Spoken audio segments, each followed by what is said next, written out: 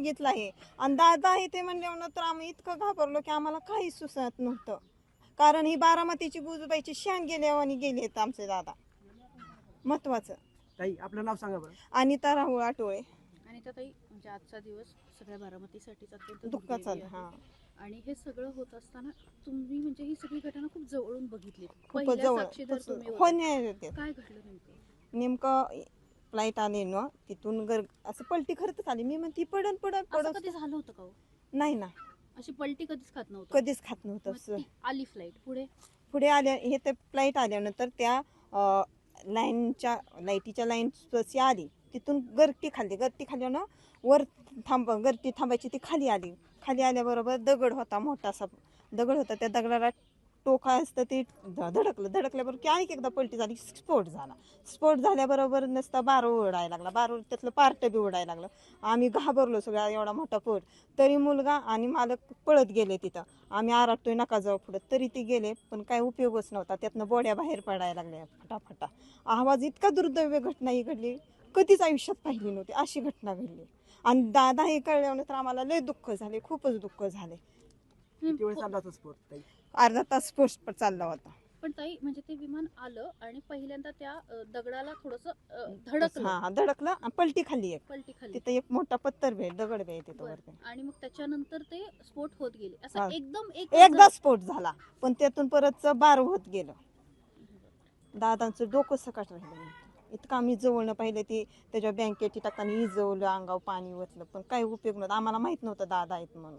ओळखूच येत नव्हतं. ओळखूच येत नव्हतं. कशावर जेव्हा ओळखलं त्यांना? त्यांना लोक त्यांची इथले स्वागतासाठी थांबले होते, ते लोक आल्यानंतर आम्हाला ते म्हणले की दादाच होईल.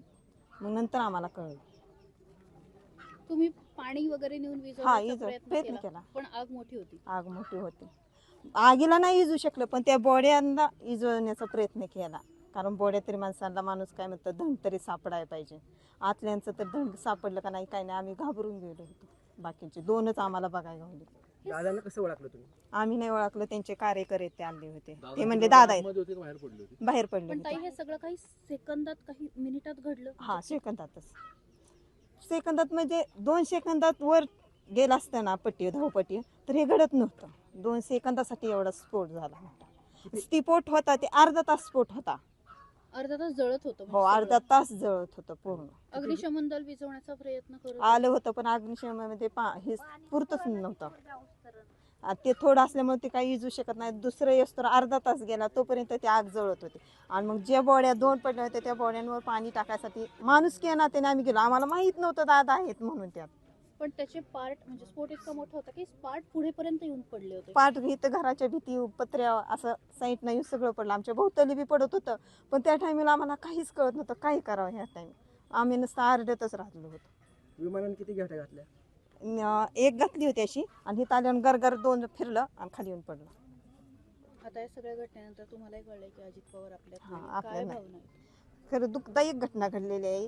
आमच्या बारामतीची शान गेली. आता आम्ही जणू काय आमचं बाप गेल्यासारखं झालंय.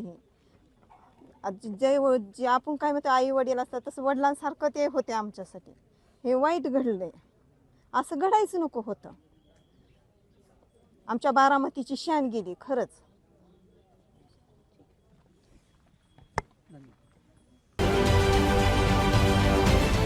महाराष्ट्रातील सर्व बातम्यांचे विश्वासार्ह व्यासपीठ, सकाळच्या सर्व सोशल मीडिया प्लॅटफॉर्मला लाईक, फॉलो आणि सबस्क्राईब करा. तसंच सर्व नोटिफिकेशनसाठी बेल आयकॉन प्रेस करायला विसरू नका.